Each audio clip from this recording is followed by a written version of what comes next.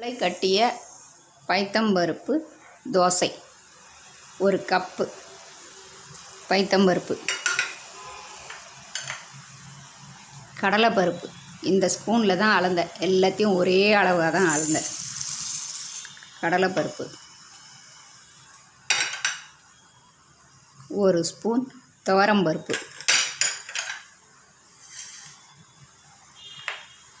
ஒரு ஸ்பூன் புழுங்கல் அரிசி, ஒரே ஒரு பச்சை மிளகாய் போட்டுக்கிட்டேன், ஒரே ஒரு முடி தேங்காய், ஒரு முடி தேங்காய். எல்லாத்தையும் ஊற வச்சுட்டு முதல்ல அரிசி, துவரம்பருப்பு, கடலைப்பருப்பு இது மூணுத்தையும் அரைச்சிட்டு கொரன்னு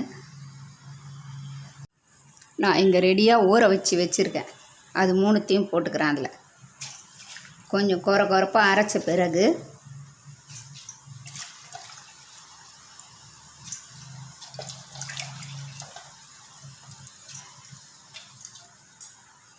துவரம்பருப்பு, கடலைப்பருப்பு, தேங்காய் நல்லா அரைப்பட்டதும் பைத்தம்பருப்பு, முளை கட்டிய பைத்தம்பருப்பு,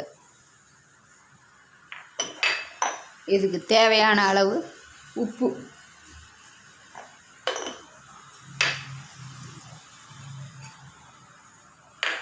இதையும் போட்டு கொரப்பாக அரைச்சிக்கின்னு வந்துடலாம். மாவு அரைச்சாச்சு. இதில் பொடியே நறுக்குன வெங்காயம்,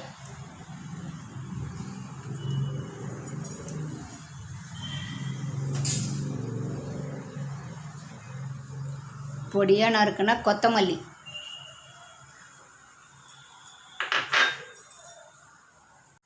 எல்லாத்தையும் கலந்துட்டு தேவையான அளவு கொஞ்சம் தண்ணியை, தோசை பதத்துக்கு தண்ணி ஆட் பண்ணி அப்படியே தோசையாக ஊற்ற வேண்டியதான். புளிக்க வைக்கணுன்றதெல்லாம் இல்லை, அப்படியே ஊற்றலாம்.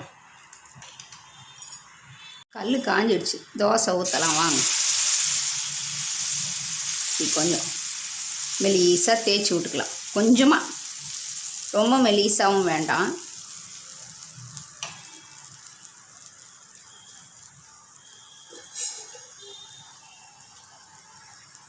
சுத்தூரம் எண்ணெயை விட்டுக்கலாம்.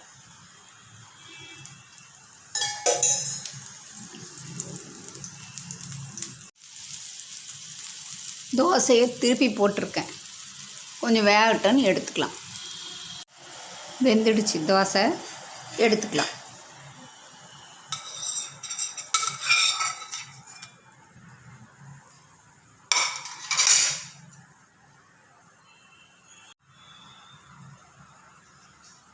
தோசை மிளகாப்பொடி ரெடி ஆயிடுச்சு.